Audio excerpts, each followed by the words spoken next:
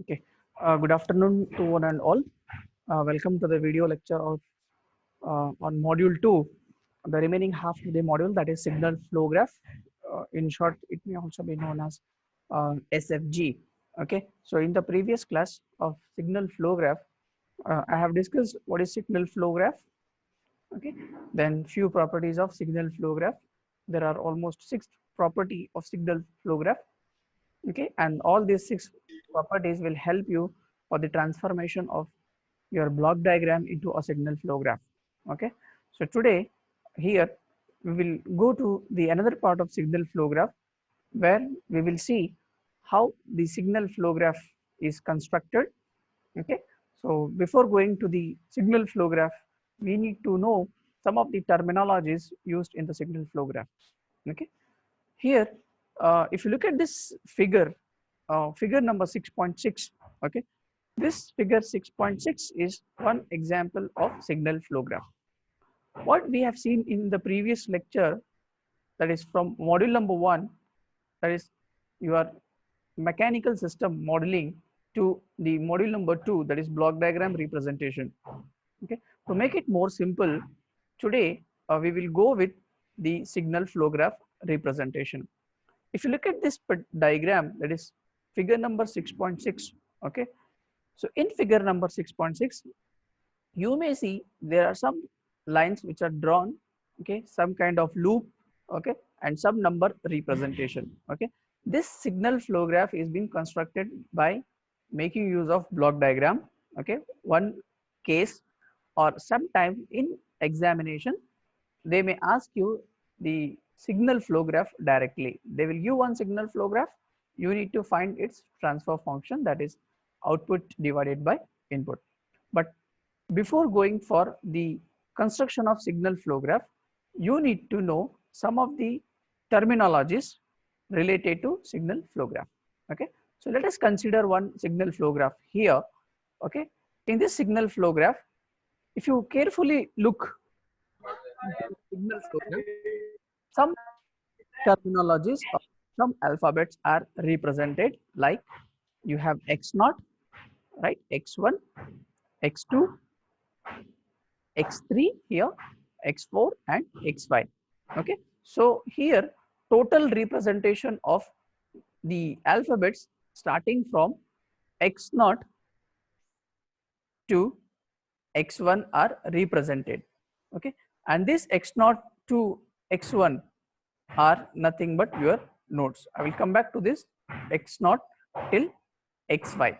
Okay, so other than x0 and till x5, okay, we have some other numbers like t12, you can see there, t12, t23, t34, t45, t33, and we have another t42. So t12 till t42 we have some numbers. Okay, and the other numbers, I will it starts from basically 1 till t12 till t42. Okay, so other than these numbers, okay, you can see small kind of a graphical representation like the arrow marks. Okay, some of the arrow marks are in a forward path and some are in the loop mechanism. We will see one by one. Okay, so these are the terminologies which are very helpful or which are very important to construct the signal flow graph. Okay, now let us consider this figure and apply the definitions. Okay, now in signal flow graph you have one terminology known as source node. Okay, one terminology known as source node. Okay, and what this source node is nothing but, the source node is nothing but the node having only one outgoing branch known as source node, or sometimes it is known as simply input. Okay, it is simply called as input. Okay, this source node is nothing but, you can see there is a dot here at x0. Okay, this x0 will travel to x1, then x2, then x3, then x4 and x5.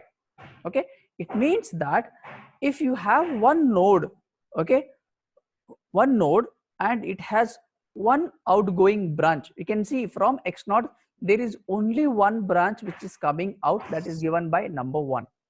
Okay, so if you find such node which has only one input but don't have any kind of other inputs to this particular point or any outgoing branch, such type of node is not known as source node. Okay, so source nodes पे सिर्फ एक outgoing branch है, and the condition for the source node is it should have only one, or sometimes it can be more than one also. We will see that scenario later, but here only one outgoing branch. And in my previous lecture I have told what do you mean by branch. A branch is something which connects between the two node, that is x1 and x0 and x1. Okay, so this is source node. Then the second terminology is sink node. Okay, the node having only incoming branches is known as sink node. Okay, only incoming branch. Okay, so in the example, if you look at this x5 has only incoming branch, that is from x0 till x5. Okay, so you may ask me a question here. Okay, for x5 there is other node which is coming here, that is from T35 or it can be from T13. Okay, but here try to understand the concept of sink node. Sink node is nothing but it's by defaultly your output node. So here in figure 6.6 the sink node is represented by x5. Okay, it means that it has only one incoming branch. Okay, so that node is called as sink node. Okay, then the next terminology is chain node. Okay, a node having incoming and outgoing branches is known as chain node. It means any node if you take which consists of both incoming node as well as outgoing node, such node is known as chain node. In the figure you can see the x1 has incoming number 1 and x1 has outgoing number T12 and T13. It has one input and it has two output at the node, at this particular node. Okay, similarly here you can see in x2, this is the second node x2. For x2 the incoming nodes number are T12 and the outgoing numbers are T23. There is one more branch which is coming to the x2 is T42. Okay, so this is nothing but your chain node. Similarly it can be for x3 and it can be for x4, but we cannot consider point x0. Why? Because x0 has only one outgoing branch, it don't have any incoming branch, and the x5 has only incoming branches, that is T45 and T35, but don't have any outgoing branch. So therefore this is mode of operation is nothing but chain mode or chain node, where we have both incoming as well as outgoing branch. The next terminology is forward path. Okay, so what do you mean by forward path? Is a path from input to output node is defined as forward path. Okay, I repeat, a path from input to output node is defined as forward path. Okay, so if you look at this figure 6.6, okay, so the forward path are, it starts from x0. You can see there are multiple forward path we have. Okay, just look at here, we have from x0, x1, x2, x3, x4 and x5. So you can see the arrow mark, okay, or the direction of signal, how it flows, x0 till x5. This is one forward path. Then a signal flow graph may have more than one forward path. Okay, so you need to consider those forward path as the same as this x0 to x5. Let us go for the second forward path. It starts from x0, x1. Okay, then you can see here that is x3, right? Then it go for x4, then x5. Okay, so this is my second forward path I consider. So this is x0 and this is the another. Then we may have the third forward path. Okay, so it starts from x0, okay, x1, then x3. You can see the arrow mark, the down arrow mark from T13, x3, then the second down arrow, that is T35. Okay, so from x3 it is directly connected to s5. So this is my another forward path. So this is third forward path. Okay, so you should be very careful in writing the node numbers, because while solving the problem you need to calculate the total number of forward path. Okay, therefore try to observe the figure very carefully. Then go for the another forward path. Let us check here. So next is x0. We have x1, we have x2, we have x3. Okay, and then go for x5, then go for x5. So this another forward path we may have. So that is total 4 forward paths are possible for a given signal flow graph. Some signal flow graph may have more than 4, sometimes 5. Okay, or it can be 1, or sometimes it can be 2 also. Okay, but you should be very careful while calculating forward path. Okay, so this is the another terminology what we go for finding in forward path. Okay, now let us go for finding the loop. Okay, the next terminology in the signal flow graph is feedback loop. Okay, feedback loop. Okay, what do you mean by the feedback loop? Here is a path, okay, or simply you can call it as a node which originates from a particular node, or a path which originates from a particular node and terminate at the same node. Okay, it should terminate at the same node as usual.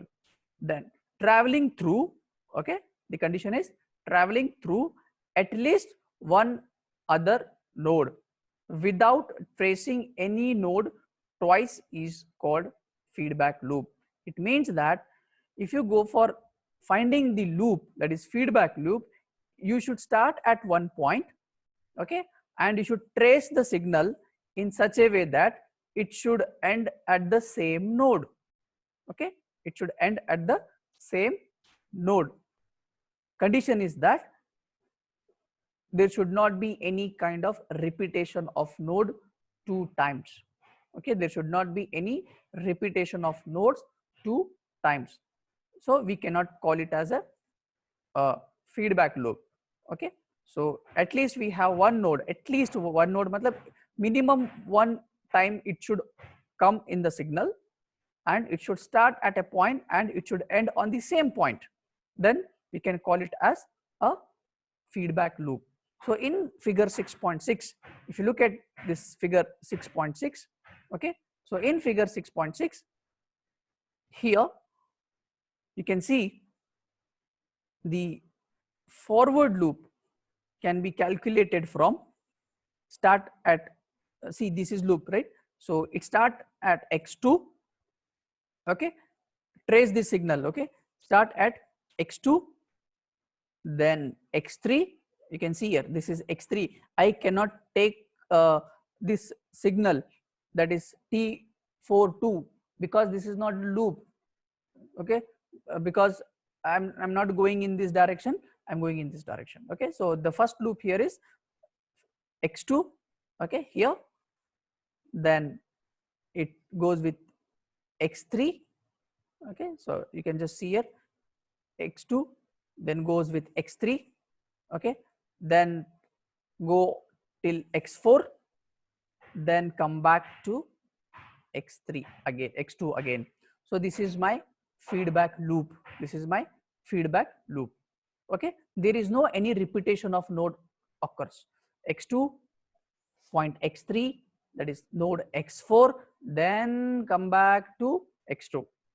Okay, so this is how we go for finding the loop. Okay, but now here is the question that you can see there are other loops which you can see here which appears to be loop. Okay, but you cannot take that as a loop. Okay, here you can see x1, x2, x3, but you cannot take this loop because the arrow is towards x3. So therefore this section cannot be taken as feedback loop. Similarly, you can see here I cannot take x3, x5 because this arrow and the down arrow are in same direction. So it cannot be taken as feedback loop.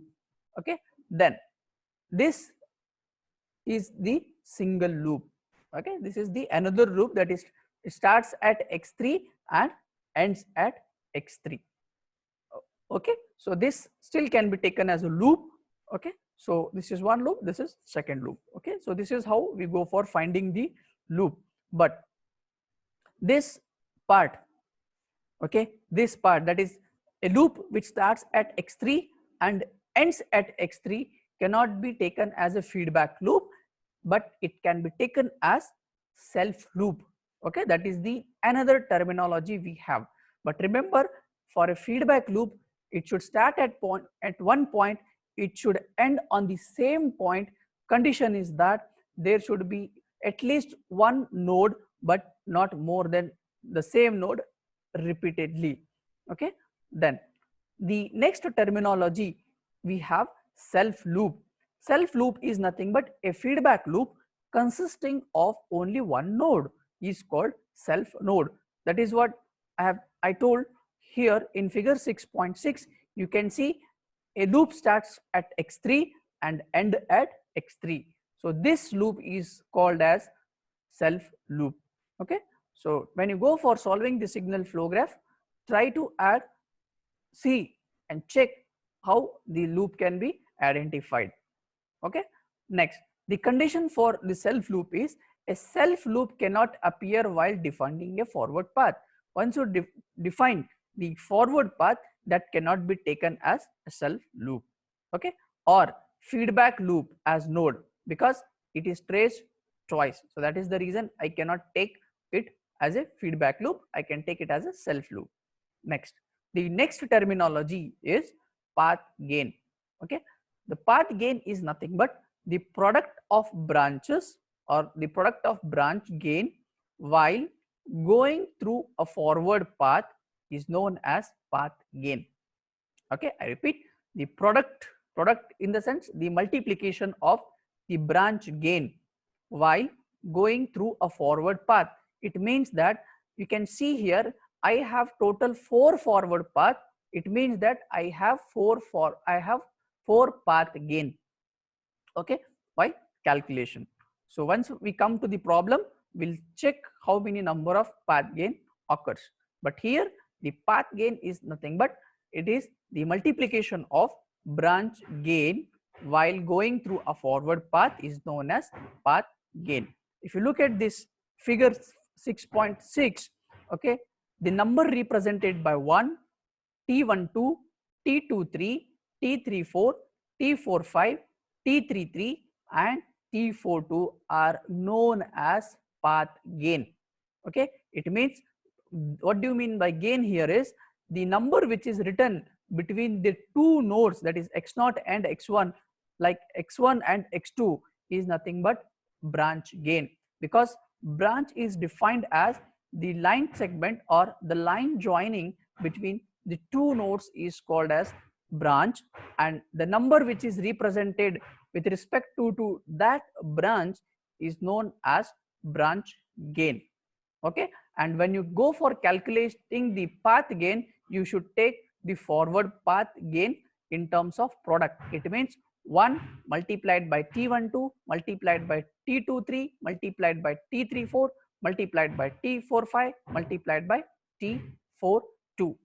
Okay, and the number, if you can see here, it has written T42. This 42 represents the node number, right? You can see here, this is the branch that is from x2 till x4. So it has written This is 4 represents fourth node, 2 represent second node. Similarly, T13 means node number 1 and node number 3, and T35 means node number 3 and node number 5, and T33 means node number 3 ending at the same node, that is T33. And here this one represent we don't have any kind of a feedback, so that is why it is written as 1. Okay, this is nothing but your path gain. Then we have the another important terminology, which is nothing but a dummy node. Okay, so what do you mean by the dummy node? Is nothing but if there exists the incoming and outgoing branch both at the first and the last node representing input and output variables, then as per the definition these cannot be called as source and sink node. In such a case, a separate input and output node can be created by adding the branch with gain is equal to 1. Such nodes are called dummy nodes. Okay, look at figure number 6.7. In 6.7 we have two nodes, that is x1 and x2.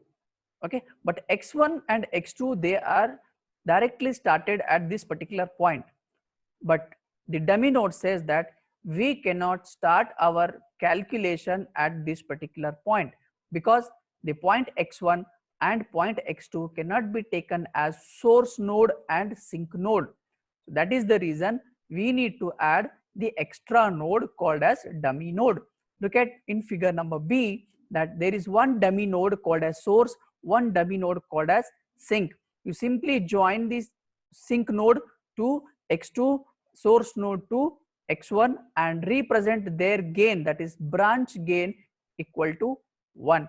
Okay, so if you do this, then this point of discussion is nothing but dummy node. It is always mandatory to add the dummy node at the beginning and the end of the signal flow graphs if your signal flow graph is starting directly at the source node and the sink node. Similarly, the next terminology is non-touching loops. Okay, the concept of non-touching loops says that if there is a no node in the sense if you don't have any node common in between the other and in between two or more loops, okay, such loops are said to be non-touching loops. Okay, what do you mean by this non-touching loops? Is just look at this figure number 6.8, which says there is node 1, that is x1, node I have x4. Okay, so between node x1 and node x4 there is one arrow mark represented by L2. Okay, so we can call it as a one loop 2. L2 means second loop we have. Okay, then from x1 till x3 it is called L1. Okay, so basically it should be x2.